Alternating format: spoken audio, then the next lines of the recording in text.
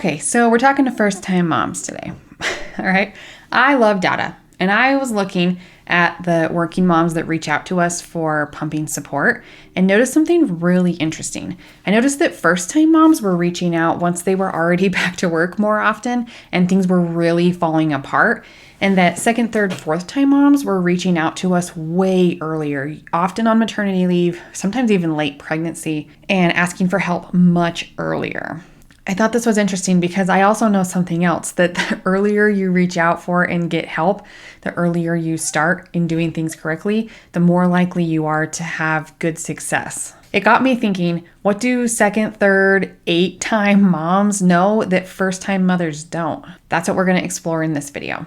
If you are ready to reach out and get some help in pumping and this transition back to work and your life as a whole, there's an application down below. But I want to jump right in and start talking about some of the things that as a first-time mom, you might be unaware of that more experienced moms know.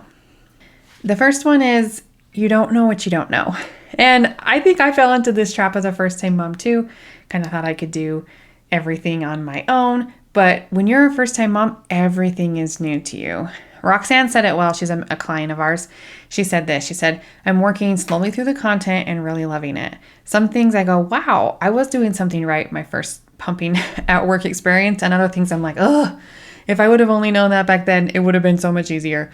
Needless to say, I'm excited and re-energized thanks to what I'm learning and seeing in the contributions from the forum. It's always funny to hear this, and I hear this a lot actually from more experienced moms. Like, if I had known or had the resources that I have now, my first time or my first few times would have looked really different. So even if you've gone down the YouTube rabbit hole, which I know is easy to do on my channel, but there's so much content out there on what you should know. You can take, classes, you can take courses, you can get your box of supplies, you can get the arsenal of breast pumps, you can get them all charged up and ready to go. But then often things don't go smoothly and then we don't know where to go. A lot of times it's because you just simply don't know what you don't know. More experienced mothers are more keen to ask for help earlier because in part, they know what's coming. They know how hard it is. They know how it may end. And I think as a first-time mom, there's a little bit of the rose-colored glasses effect. Just kind of see things fine until they're really, really not and just totally falling apart. Preparing is a good idea. Don't get me wrong. You should learn and do research and have the supplies you need. But also so is setting yourself up with resources to help you along the way because it's going to be unexpected. So I hear a lot from first-time moms, I can do this. No, I don't need to invest in some help right now. I'm just going to keep trying it on my own. And then a lot of times they come back to us months later and said, I just should have asked for help back then because now things are really falling apart and it's so much harder to go backwards and fix problems that didn't need to be problems in the first place, Okay, number 2 thing that more experienced moms tend to know that first-time moms maybe not is that pumping is not plug and play. We did an interview with Kelsey, one of our clients. I'll put the link down below for you. She said in regards to how this time was different from her first time around, she said the experience and knowledge. She's like, I thought breastfeeding would just happen and that pumping required putting on the breast pump and hitting start. I didn't know what I didn't know the first time around. This time I know a lot more and also have a better sense of what I don't know, which is why I'm here related to pumping inefficiently. I didn't know about flange sizings or replacing parts. I also felt super guilty about how much time pumping was taking. It became a really stressful activity. I hear this so often too. I think many mothers are expecting, especially after putting all this work into feeding at the breast, that, okay, we have the supply, the baby's eating well, so now I can just put on a pump. It's going to do exactly what the baby's doing. The milk's just going to come out and it's good. And that is almost never how it happens. It can be a little bit sad to realize that pumping is a completely different skill set than feeding at the breast. And it requires a whole new set of skills and learning and experimenting. So just because you have a good milk supply and your baby's doing well at the breast does not mean that pumping is going to just go on and go. A breast pump is a cold, lifeless robot. okay? It doesn't have the real-time adjustments and some of the biological norms that a baby does. And actually, I think I'm going to do a whole nother video on this topic, the differences between a baby and a breast pump and their functionality and why that matters for pumping. If that sounds interesting to you, comment down below and let me know so I can put the link for you there when I do make it. But I think that would be an interesting topic because it really matters. Regardless, you can muddle through with trial and error, and maybe you'll figure things out and maybe you won't. I know the first time that I went back to work, I didn't quite figure things out. But another video down below, you can listen to more of my story because it's a story of a lot of working moms. All right, my story is not unique, but it is what put me in this position to be able to help career-driven women balance breastfeeding and their careers and thrive at both. There's lots of videos to help guide you through getting some of these things right here on the YouTube channel. But if you want some more individualized help, you can reach out via the application down below. Okay, number 3 is often more experienced moms tend to know how to focus on the right things. I want to share some comments from Megan inside of our private community. She said, things are going really well.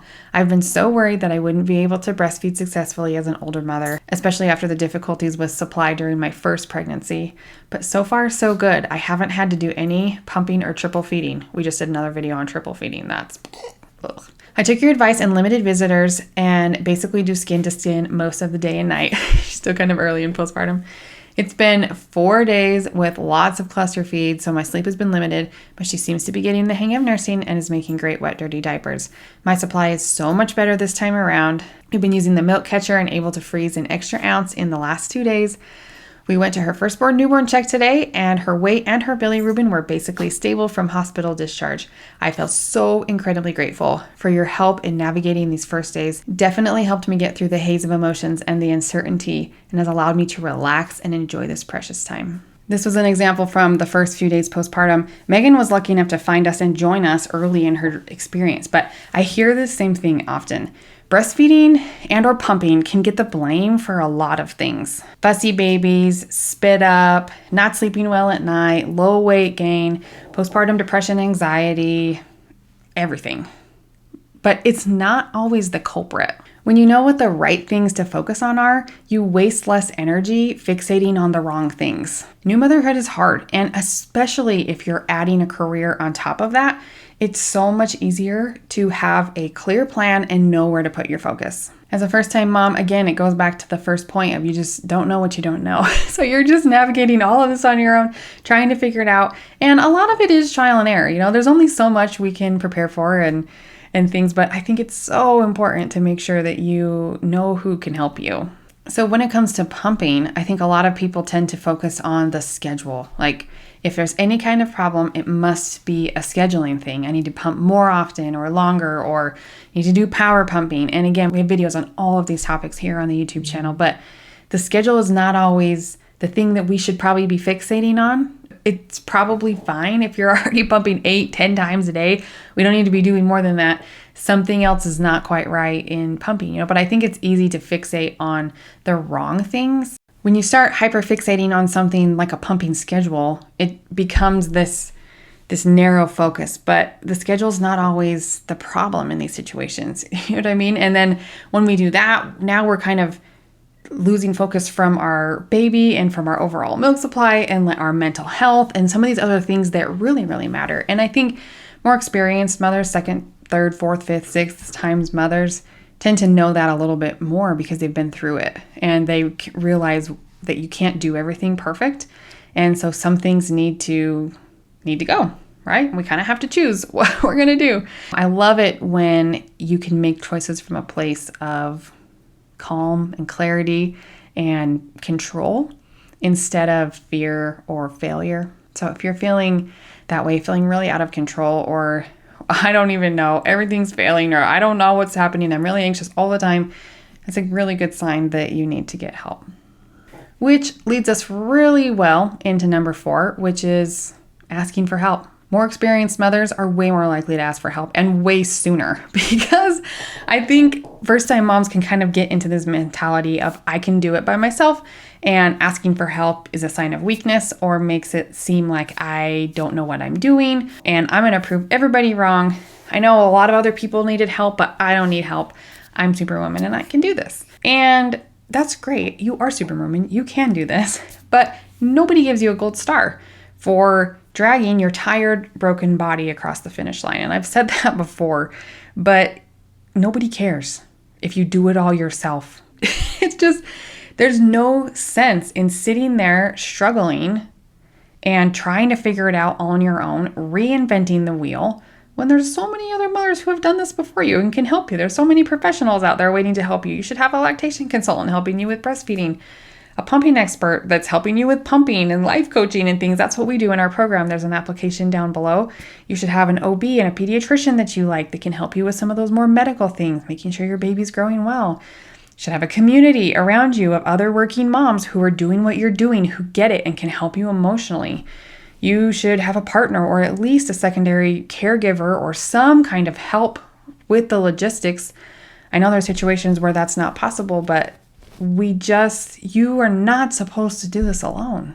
And I think I'm on a little bit of a soapbox here, but I'm so tired of, especially, new mothers, first-time mothers, who think that they have to do this alone or are unwilling to communicate clearly about how hard this is or what they actually need, especially to their partners. I can't tell you how many mothers we talk to that come to us and we ask them a lot of questions and they're crying and they're overwhelmed and they don't know what they're doing and they need help and they know they need help and they found someone that they love. Then they go to their partner and ask for a little bit of financial support from them and they're like, no way, you can do this on your own, figure it out. And it breaks my heart.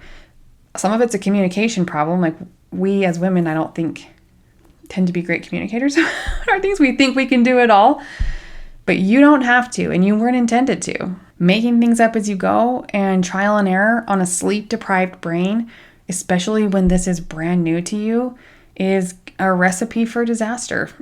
This is not going to be easy, and it may be difficult to maintain your sanity and your sense of self in this whole experience. Sorry for the soapbox, but I feel very passionately that people need to get help and they need to ask for it more often. Okay, number 5 thing that more experienced moms tend to know that first-time moms don't is it goes fast. All right. And I'm not just saying the cliche thing like your babies grow so fast, which they actually do, but everything is so new for a first-time mom and it's all coming at you so quickly, especially if you're on maternity leave and planning to go back to work. It starts with labor and birth, right? You have this labor, you got to get this baby out, and then you're smacked in the face with the newborn phase. You're trying to figure out breastfeeding. You're trying to heal physically from birth. You're trying to make all of this work, figure out this new normal. Your life has done a complete 180. Your priorities have all shifted to this baby and making milk. Your milk supply is starting to pick up. It often takes several weeks or months to get breastfeeding going well, but then you need to start pumping at some point so you can build up a freezer stash so you can go to work. And then we need to start learning and practicing bottle feeding on top of that as well. And then we need to transition back to work and kind of figure out this new normal of a thing. And how are we meeting the responsibilities at work as well as meeting your now lactating breast responsibilities? And you get zero break because you're working your butt off at work and then you're working your butt off at home with the baby and you're not sleeping through the night. And the cherry on top of all of this is that there is just never enough time to settle into a new groove before the next new thing comes up. I'm a little overwhelmed just having talked through that, to be honest.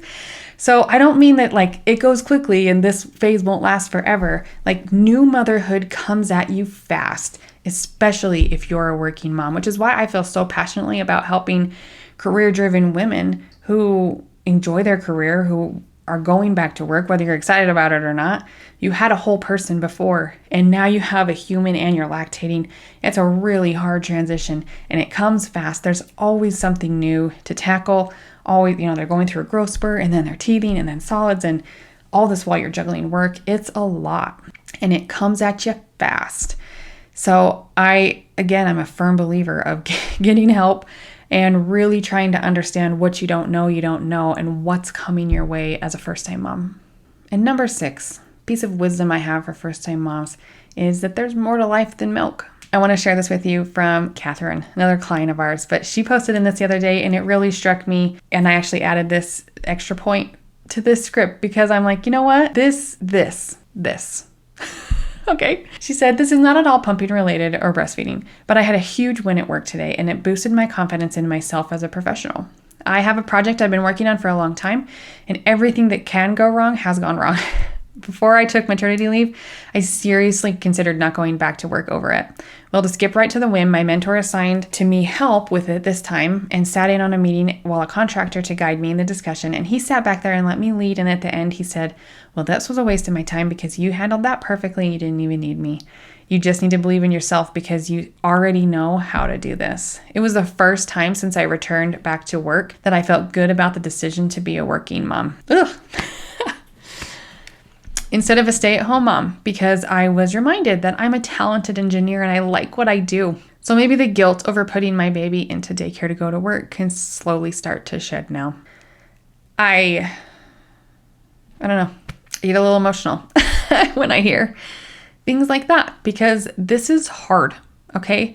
This is something experienced mothers tend to know more than first-time mothers too. Once you've been through things, the newness kind of wears off and it doesn't seem so overwhelming.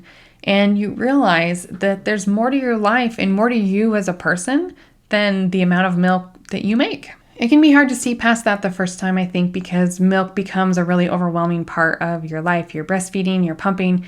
We have to keep this baby alive, right? We have to feed the baby and trying to figure it all out. So many new things, but you are more than a milk machine. And I think I should probably have that made into some merch or something so that you can remember that.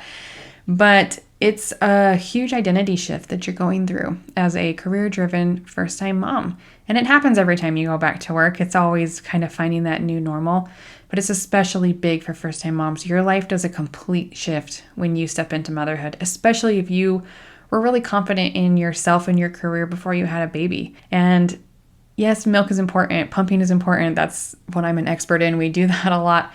But it's my job to make it fit into your life as easy and simply as possible because there is more to your life than milk. And I firmly believe that. It's important to take a holistic approach to your life. And that's what we try to do in our coaching program as well, is look at the whole picture. If you're overwhelmed and struggling, I think it's easy to blame pumping, but sometimes it's not that, And I remember talking to a mom one time and she said, I'm really overwhelmed. I think I have to cut back on pumping. My life is falling apart. And I said, okay, tell me all the things in your life that you're struggling with. Just start naming things that you're overwhelmed with. And she started naming things and she talked for several minutes, kind of came to an end. And I said, you didn't mention pumping once in there. I'm not sure this is actually the problem. And so we brainstormed some other things she could do to lighten her load. And it wasn't to cut back on pumping.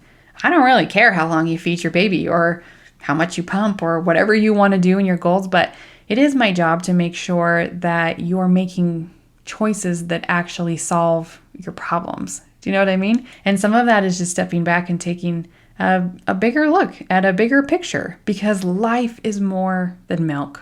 And I know it may not feel that way, especially if you're a first-time mom watching this and are right in the thick of it. You're like, oh my gosh, I can't even fathom a world where my life doesn't revolve around milk, but it can and it should. And if you need some help doing that, let me know. We have an application for our coaching program down below. But I hope at least this video was helpful, maybe to help you figure out some things that you don't know. There's a lot of other videos on the channel. I hope you're subscribed because we do new videos every week. We're talking to pumping, working moms, helping you make it better, helping you figure out how to pump fast and efficiently, exploring new breast pumps on the market. If that's your world for the next little bit, I'd love to see you around. So good luck to you as a first-time mom. If you need help, reach out. But I wish you the best of luck. Happy pumping.